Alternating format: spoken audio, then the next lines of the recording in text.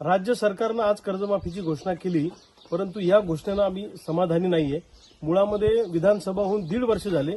1.5 वर्षानंतर कर्जमाफीची घोषणा होते। ते शेतकरी आंदोलनाच्या रेट्यामुळे ही कर्जमाफीची घोषणा सरकारला करावी लागली आणि 2 लाखापर्यंतचीच कर्जमाफी आम्ही करू असा निर्णय मुख्यमंत्र्यांनी आज विधानसभेच्या सभागृहामध्ये जाहीर केला।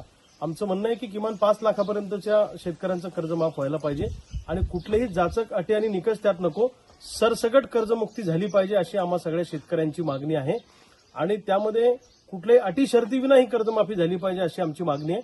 आणि इथून पुढे सोयाबीनला उत्पादन खर्चावर आधारित भाव, कापसाला उत्पादन खर्चावर आधारित भाव, इतर शेती पिकांना उत्पादन खर्चावर आधारित भाव जर दिला तर पुन्हा कर्जमाफी मागण्याची वेळ येणार नाही। पण वारंवार जर सरकार सोयाबीन आणि कापसाच्या भावावर दरोडा टाकणार असेल तर पुन्हा पुन्हा कर्जमाफीची मागणी करावी लागेल।